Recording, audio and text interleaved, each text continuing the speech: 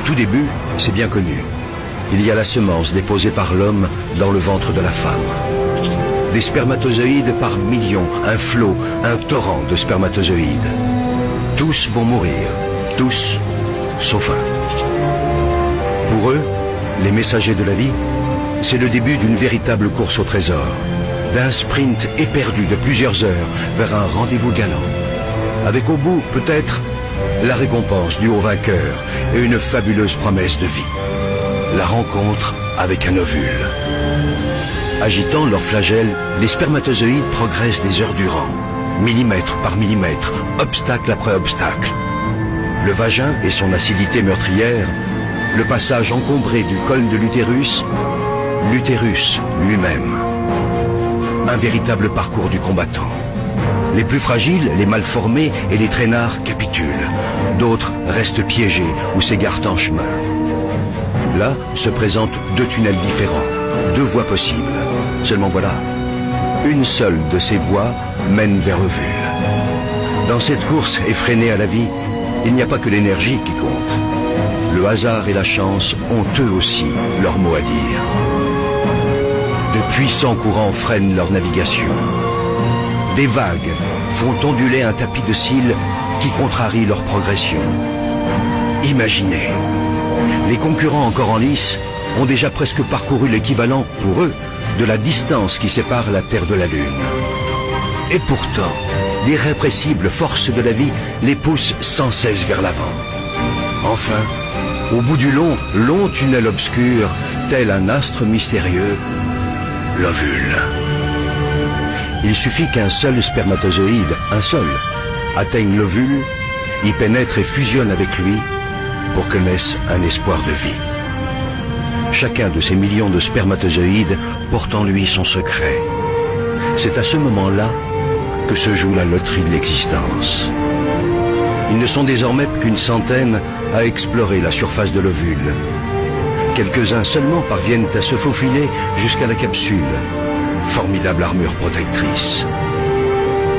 Dernière agitation, ultime frénésie. Soudain, l'un d'entre eux finit par trouver la voie. Ça y est, c'est lui, le seul, l'unique. Aussitôt percé, la carapace durcit et les autres spermatozoïdes se heurtent à une barrière infranchissable. Pour eux, le voyage est terminé. Si près du but.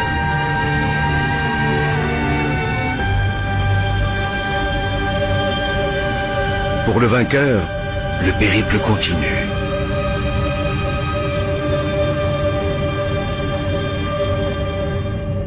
Il perd son flagelle, devenu inutile, et libère son trésor. Le patrimoine génétique de Manu s'unit à celui de Barbara. De cette union va naître une cellule unique au monde. Rêve d'amour, fruit du désir, et déjà esquisse de vie. Un œuf. Dès cette seconde, tout est déjà écrit, ou presque. Et puis le processus s'accélère. Une nouvelle vie s'organise. Une nouvelle aventure commence. L'œuf, instantanément, se divise en 2, puis 4, 8, 16, 32 cellules identiques. Il entame en même temps un lent et long voyage. Au 3e jour de son expédition, il plonge dans une immense grotte qui lui sera bientôt familière, l'utérus. Au 6e jour, l'œuf sort de sa coque et se pose délicatement sur la paroi de ce très accueillant refuge. Il se construit un nid où, sauf imprévu, il a élu domicile pour 9 mois. Au fur et à mesure que l'œuf s'enfonce dans la paroi souple de l'utérus, il se transforme de façon radicale. Il commence par élaborer des connexions avec son environnement. C'est le futur placenta, une plateforme d'échange permanent avec le corps de Barbara. Simultanément, au centre, un disque se dessine. L'œuf se transforme et devient l'embryon. Âgé de 14 jours, il n'a pas encore la taille d'une tête d'épingle. Quelques jours plus tard, l'embryon s'est considérablement épaissi. Il repose maintenant au centre de 2 poches remplies de liquide. Une incroyable cascade de transformation l'agite. Cela commence par la formation du système nerveux. Sur son dos, une gouttière se creuse, puis, comme un ourlet, elle se referme sur toute sa longueur et devient un tube. C'est la future moelle épinière. Et ces deux bourrelets géants, ce sont les futurs hémisphères cérébraux. Pendant ce temps, l'embryon s'est enroulé sur lui-même. Un cœur rudimentaire prend lentement forme, des vaisseaux se dessinent. Le système circulatoire du sang s'ébauche. Au fur et à mesure de sa croissance, l'embryon ressemble d'abord étrangement à un poisson, puis un peu plus tard, à un batracien et enfin à un reptile. Tout cela est dans l'ordre des choses. L'embryon humain en formation passe par toutes les étapes de l'évolution des espèces. Il lui reste même encore une queue, qu'il perdra bientôt. En moins de 4 semaines, l'œuf est passé d'une seule à plusieurs millions de cellules parfaitement organisées entre elles. Car ce minuscule organisme est le génial architecte de sa propre construction. Attardons-nous un instant sur un phénomène mystérieux parmi tant d'autres. Une histoire de cœur. Un cœur qui bat. Toutes ces petites boules rouges, ce sont les cellules du futur cœur. L'une après l'autre, elles s'animent et se mettent toutes à pulser à l'unisson. Cette rythmique primaire, c'est le tam-tam de la vie, la pompe du cœur. La machine à vie est enclenchée. L'embryon n'a que 22 jours et mesure désormais 2 mm. Débute alors une nouvelle et spectaculaire métamorphose. 4 semaines, scandées par une multitude de transformations, vont modeler notre petit mammifère aquatique. Puisant via le placenta nourriture et énergie dans le corps de sa mère, l'embryon prend lentement forme humaine. La forme du visage s'esquisse et s'enrichit bientôt de 2 petits renflements sombres qui deviendront les yeux. Des yeux encore dépourvus de paupières, mais des yeux déjà.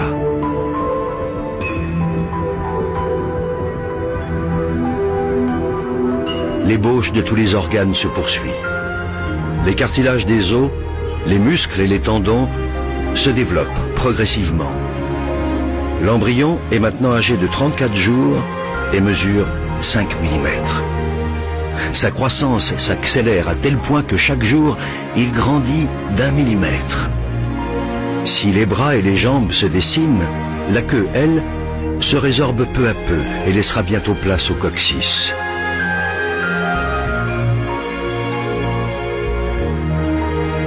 Les orifices de la bouche et des narines se sculptent. La nuque s'affine.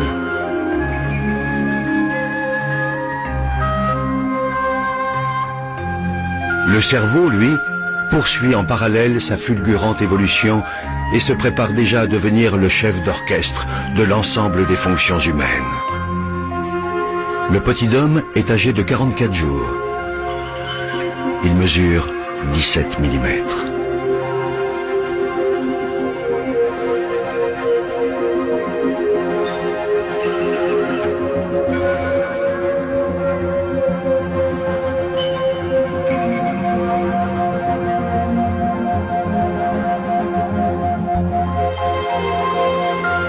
Ses yeux se bordent de fines paupières protectrices. Les os de son dos se solidifient, sa tête se redresse. Son cœur, ses vaisseaux sanguins essentiels et la plupart de ses organes ont trouvé leur place définitive et se mettent à fonctionner. À 60 jours, l'embryon, qu'on appelle désormais un fœtus, mesure 3 cm et ne pèse que 11 grammes. Barbara achève son 2e mois de grossesse et tout se passe à merveille. Son enfant dispose de 7 mois encore pour grandir dans la tiédeur de son ventre, dans un univers protégé. Est-ce un lointain écho du bonheur de ses parents? Jusque-là, quasiment inerte, voilà que le futur bébé de Barbara et de Manu commence à bouger. Ce ne sont encore que d'imperceptibles tressaillements, trop ténus, pour que la mère en ait conscience. Pour comprendre ce qui se passe, essayons d'aller voir l'invisible. Pénétrons dans le cerveau de l'enfant à venir. Ici, à chaque minute qui passe, des neurones apparaissent par milliers. Simultanément, ces neurones se connectent les uns aux autres. Ingénieux agencement qui va permettre au fœtus de commander ses muscles et l'ensemble de ses organes. Les informations sont transmises sous forme de messages électriques et chimiques. C'est ainsi qu'à sa naissance, l'enfant de Barbara et Manu possédera plus de 100 milliards de neurones connectés les uns aux autres par 1 million de milliards de contacts. Même le réseau téléphonique ou informatique le plus sophistiqué du monde n'est rien en comparaison de cette formidable complexité du cerveau humain. Derrière cette fabuleuse machinerie, c'est le siège de l'esprit qui se développe lentement. Ici s'ancrera le goût du pain, de là jaillira le plaisir du verbe. Ici se déverseront les joies et les chagrins, et de là émergeront les rires ou la colère. Comme si l'écho de cette kyrielle de transformation résonnait en lui, le fœtus s'agite en tous sens. Mais Barbara, elle, ne sent encore rien. Le repas que Barbara vient d'absorber glisse le long de son œsophage. Dans son estomac, les aliments seront broyés et dissous en nutriments, sucre, graisse et protéines. Après bien d'autres péripéties digestives, ils rejoignent sa circulation sanguine.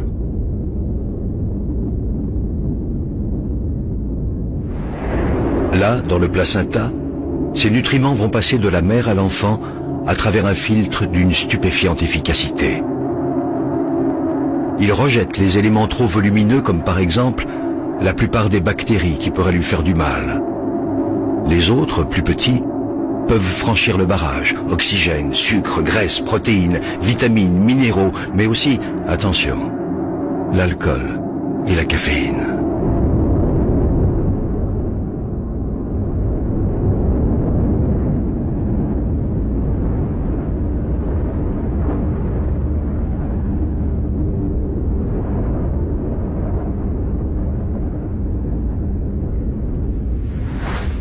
Une fois dans le sang fœtal, ils sont acheminés jusqu'au futur bébé par le cordon ombilical.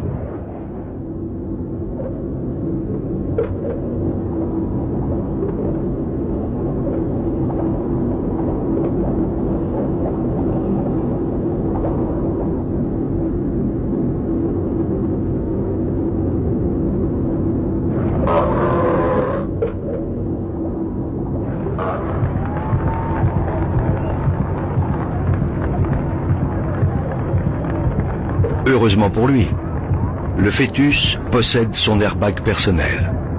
C'est le liquide amniotique qui le protège des secousses et des chocs. Le petit en est à son 3e salto avant et son cœur atteint bien vite les 220 pulsations par minute. Mais dès que les pirouettes maternelles cessent, le bébé s'apaise à son tour et son rythme cardiaque redescend autour de 160 pulsations, ce qui est, malgré tout, le double de celui de sa mère. Une partie de la fumée que Barbara inhale parvient jusqu'à son bébé. Les toxines, en effet, traversent le filtre du placenta. Le fœtus est extrêmement sensible au tabac et il n'a aucun moyen de s'en protéger. La menace est considérable, car toxines et nicotine freinent le développement de l'organisme. Le bébé court donc le risque de naître trop petit ou avant terme.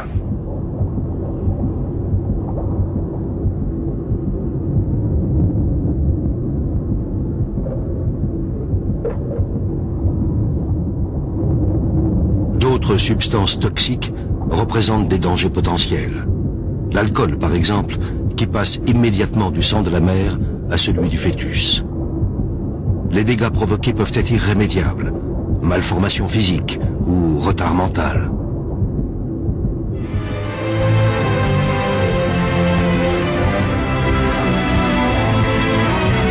Le fœtus, à mi-chemin de son évolution, est encore bien petit. Ses organes sont déjà formés et en place. Désormais, ils vont se développer à un rythme constant et régulier.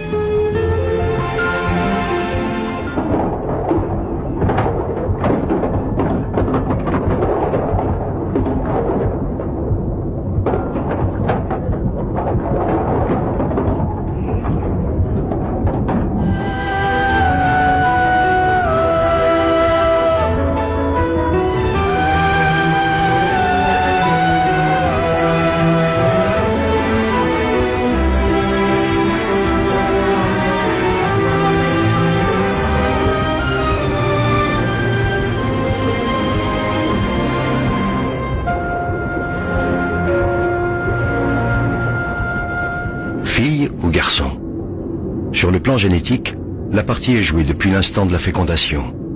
Mais le sexe de l'enfant restera longtemps secret, jusqu'au 3e mois.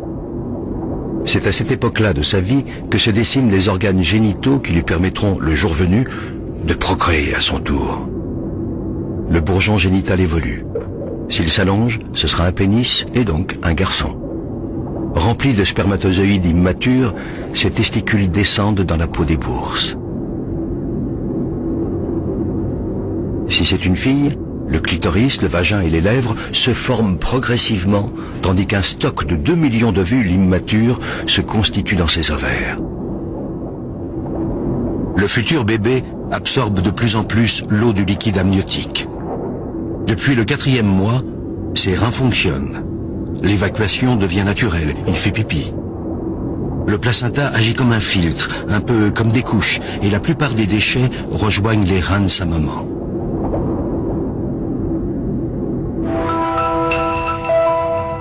Grâce à l'échographie, le mystère est levé. Ce sera donc une fille. Rappelez-vous, le grand loto de l'existence. Le spermatozoïde de Manu était porteur du chromosome sexuel féminin. Ici, nous entrons dans le monde fascinant de l'hérédité, et c'est au microscope qu'il faut observer ce prodige de la nature. Au commencement, à l'instant de la fécondation, la combinaison des patrimoines génétiques de Barbara et Manu a donné naissance à un œuf unique, portant toutes les potentialités de leur future petite fille. Ces caractéristiques sont inscrites au cœur des gènes et ces gènes sont enfilés comme des perles sur un long collier qu'on appelle l'ADN. Mais la magie ne s'arrête pas là.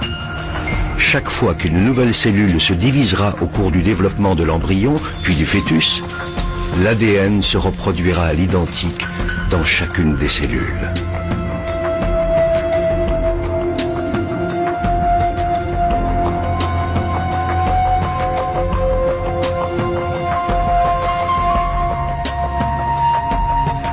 L'ADN, ce long fil de vie n'a pas fini de révéler ses mystères.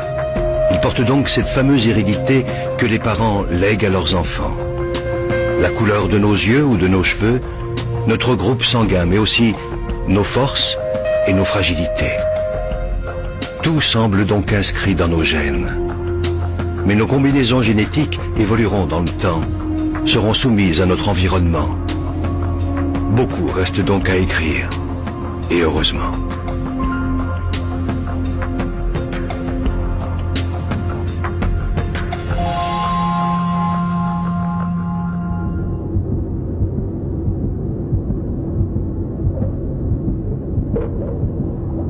La petite réagit de plus en plus au bruit qu'émet l'organisme de sa mère, les battements de son cœur, mais aussi et surtout le son de sa voix, qu'elle apprend peu à peu à reconnaître.